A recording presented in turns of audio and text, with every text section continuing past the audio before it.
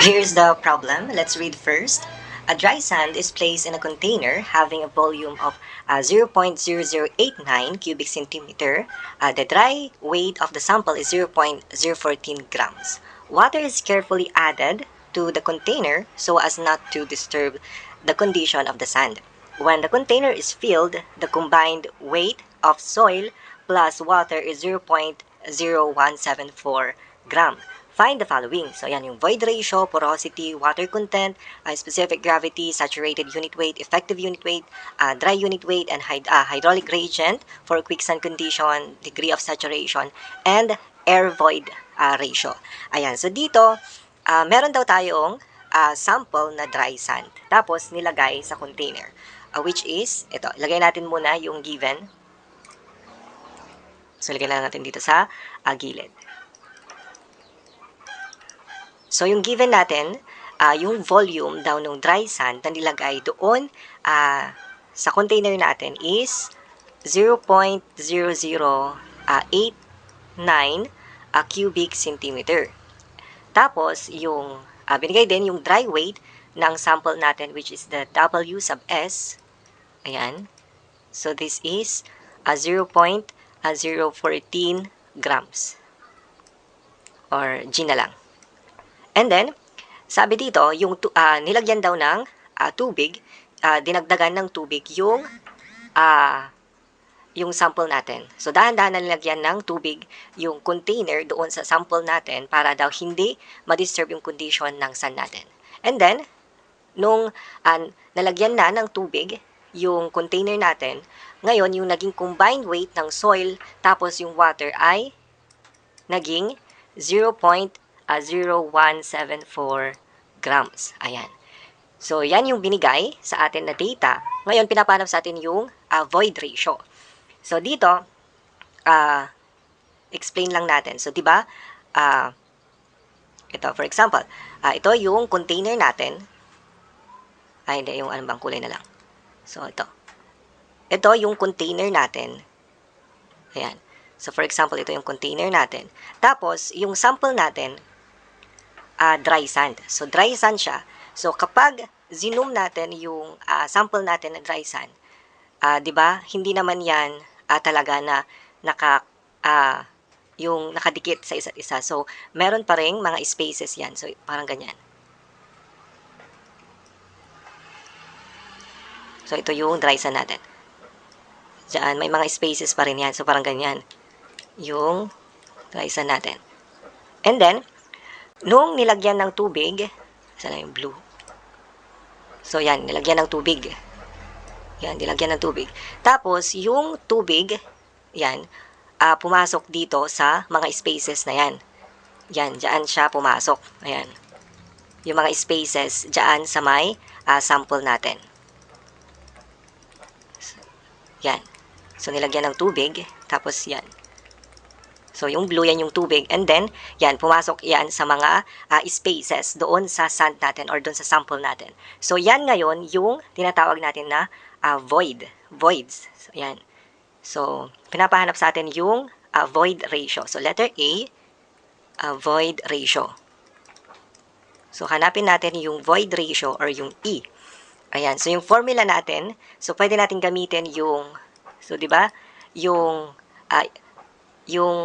meaning ng void ratio, ito yung ratio ng volume ng voids doon sa volume ng solid particles natin. So, this is the volume ng voids divided by doon sa volume ng soil sample natin or doon sa solid particle. Yan, Vs.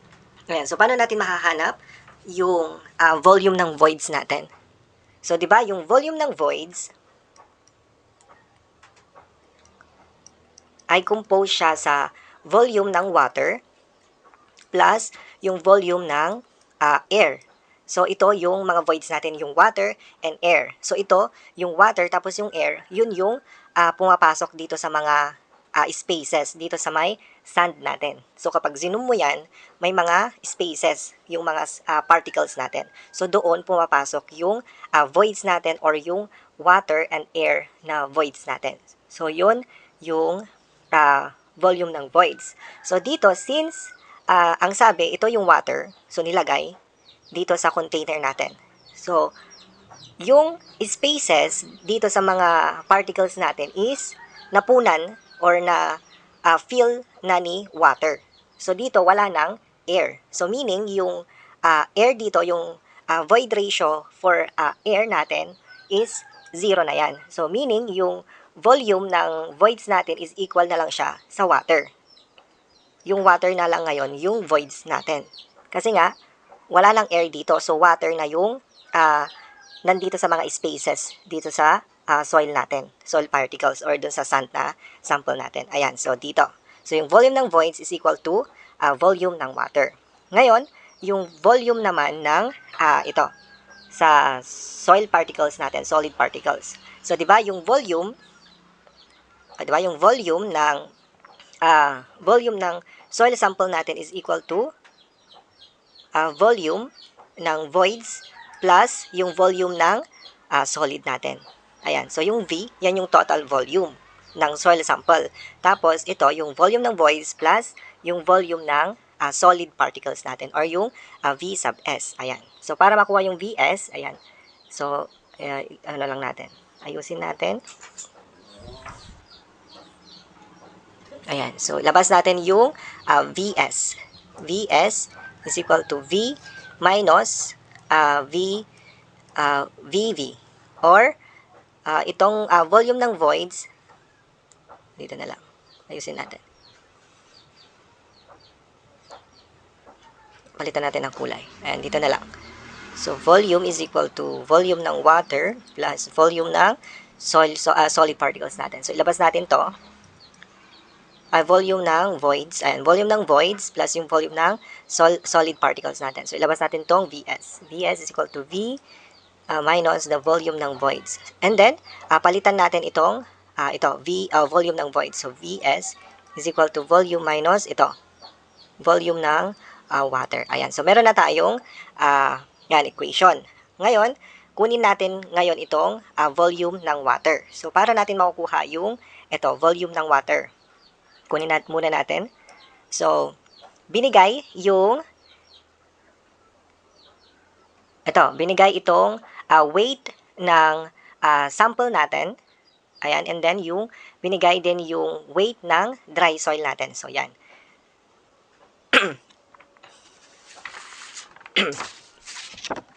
So, ngayon, kunin muna natin yung weight. So, kunin muna natin yung weight ng water. Ayan, so weight ng water. So, makukuha natin yan. W is equal to weight. Total weight ng soil sample natin is equal to weight ng water plus weight ng dry soil. So, weight ng water is equal to weight minus yung weight ng dry soil. Ayan, so 0.0174 grams minus 0.014. Ayan, so yung weight ng water doon sa soil sample natin, so this is 0.0034 grams. Ayan, so meron na tayong weight ng water. Ngayon, para makuha yung volume, yung volume ng water natin, di ba may formula tayo na gamma, yung unit weight is equal to weight divided by the volume.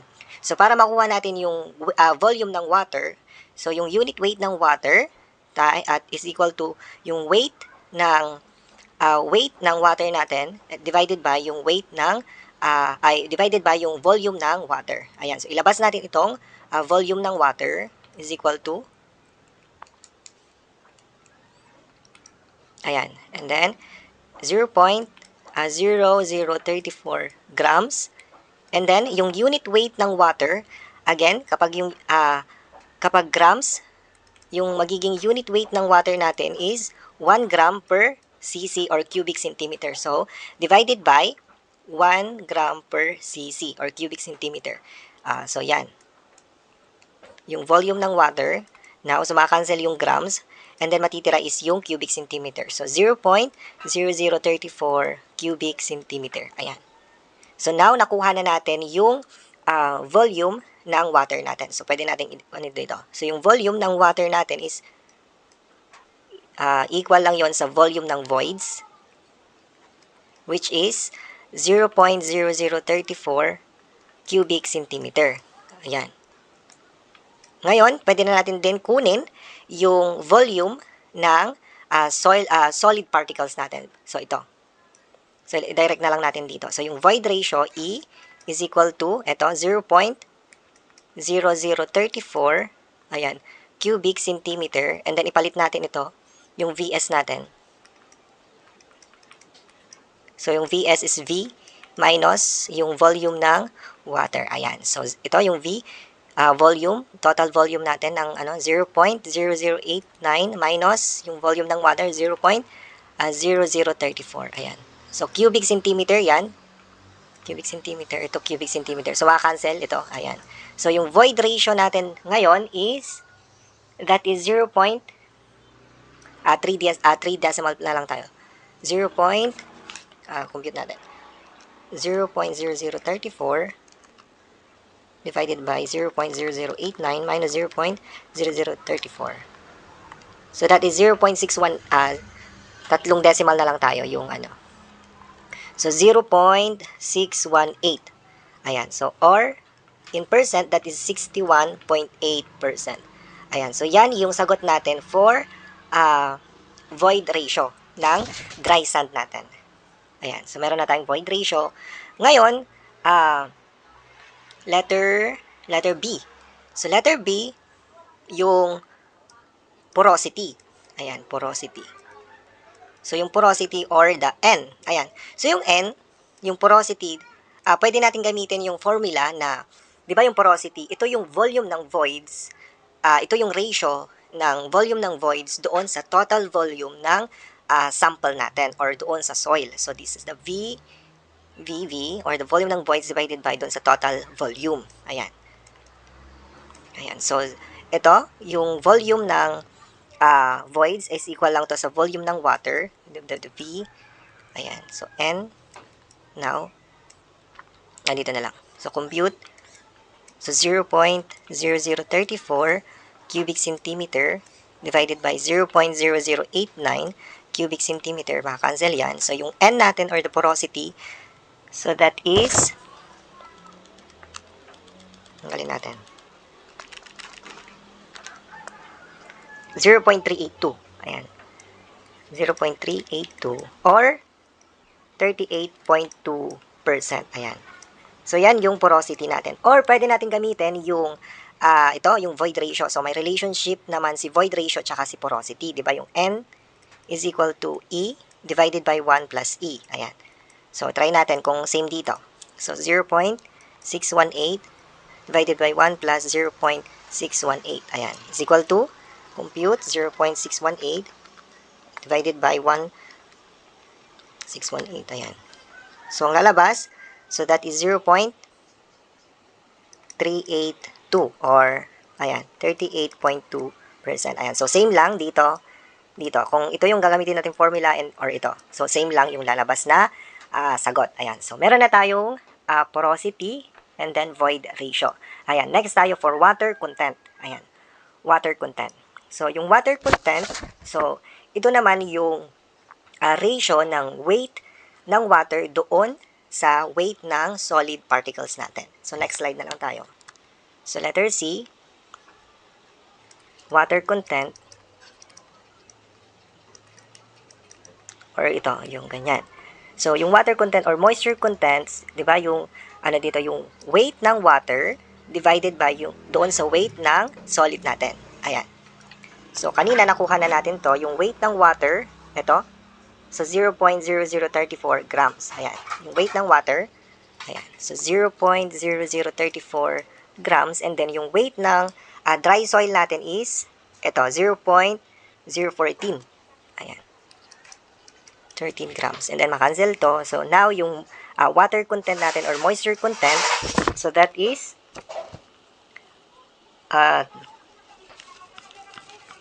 divided by 0.014. So, that is 24.3 or 0.243 or in percent, 24.3%. Ayan. So, yan yung water content ng sample natin. Excuse me. Ayan. So, dito letter D. Ayan, letter D. Specific gravity of the soil particles. Ayan. So, yung specific gravity, letter D, specific gravity. Or ito yung G. Ayan. So, G. So, dito pwede natin gamitin yung GWES. Ayan. Ayan, GWES. So, dito, yung S is, ito is 100% or 1. So, patunayan muna natin kung bakit 100% itong, itong degree of saturation natin. So, ito, letter I. Ayan. So, letter I. So, letter I. Dito na lang. Degree of saturation. So, patunayan lang natin, proof lang natin na 100% yung degree of saturation natin. And then, yung itong air void ratio natin is patunayan natin na 0. So, wala 0 yung air void ratio natin. Ayan. So, una is yung degree of saturation. So, yung formula ng degree of saturation, di ba, yung degree of saturation, di ba, ito yung volume ng water natin divided by the volume ng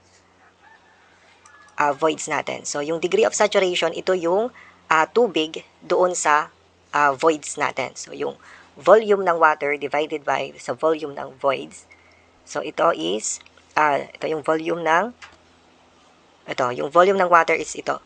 Diba, 0.0034 and then yung volume ng voids natin is 0.034. Ayan. Ayan. So, 0.0034 divided by 0.0034. Ayan. Centimeter cube, centimeter cube. Ayan. So now, yung degree of saturation natin is 1 or 100%. Ayan. Ayan. So, now, yung specific gravity natin or yung yung air void ratio. So, yung air void ratio naman, letter G, ayan. Air void ratio. Ayan, air void ratio, yung formula ng air void ratio natin. Ayan, so E sub O is equal to yung, pwede natin gamitin yung porosity N times 1 minus yung S. Ayan. So, E sub O is equal to N natin. So, yung N, yung porosity, 0.382. So, 0.382 times 1, yung degree of saturation natin is 1. So, minus 1. So, this is 0. So, 0.382 times 0. So, yung air void ratio natin is 0. So, meaning, yung air void ratio natin is 0. So, yung mga voids dito, ayan, so water lang yung voids dito. Ayan. Yung nasa spaces ng mga solid particles natin. Ayan. So, yung volume ng voids natin dito is volume lang ng water. Kasi nga, yung container natin is napuno na siya ng tubig. Ayan. Kaya walang air. Ayan, now proceed tayo dito sa specific gravity. So, this is G. Tapos, yung moisture content na 0.243. And then, yung E. So, this is 0.618. And then, yung degree of saturation, 1. So, G is equal to, so, this is 2.543. Ayan. So, yan yung specific gravity natin for the soil sample natin. And proceed tayo. Next, effective unit weight. Ayan. So, effective unit weight. So, dito na lang next slide.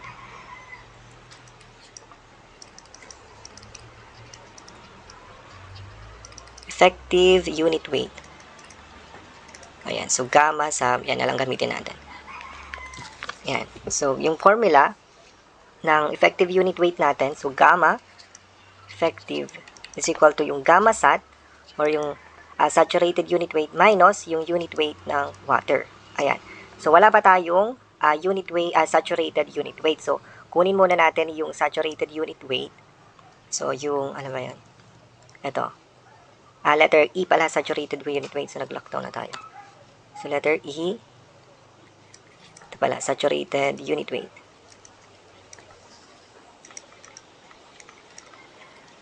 Or the gamma sat. Ayan. So, yung gamma sat, ayan, is equal to, so, G plus E, and then times unit weight ng water divided by 1 plus E. Ayan, so gamma sat, so this is, ilan ito? G, 2 2.543 plus 0.618. And then divided by 1 plus 0.618 times unit weight ng water, so 9.81 kilonewton per cubic meter. And gamma sat, ayan, so compute, that is 19.165 kilonewton per cubic meter. Ayan, so meron na tayong saturated unit weight. Ayan yung sagot natin. So pwede nating ilagay dito. So effective unit weight. So dito, yung effective unit weight, so ito yung kapag yung sand is nasa ilalim na siya ng tubig. Ayan. So yung sand mas magaan kapag nasa under siya ng water. So na yung water nakakatulong siya para mag-lift yung sand. So mas magaan kapag yung sand nasa water, underwater is mas magaan yung sand. So ito yung effective unit weight. So 19.165 minus 9.81. So yung effective unit weight, so this is 9.355 kilonewton per cubic meter. Ayan. So effective unit weight, buoyant unit weight, submerged unit weight. Ayan. So same lang yung mga yun. And then letter G.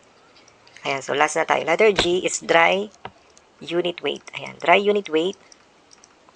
So pag sinabing dry unit weight, walang water. Ayan, so walang water yung sand natin or yung sample natin. So gamma D or gamma dry is equal to, so G, tapos 1 plus E, tapos yung unit weight ng water. Ayan. So 2.543 times 9.81 kilonewton per cubic meter. So, itaas na lang natin to. Unit weight ng water. Ayan. So, 1 plus 0.618. Ayan. So, compute yung dry unit weight natin is 15.418 kilonewton per cubic meter. Ayan. So, yan yung sagot natin for dry unit weight. So, yan. So, dry unit weight, ito yung bigat nung sand natin kung walang tubig. Ayan.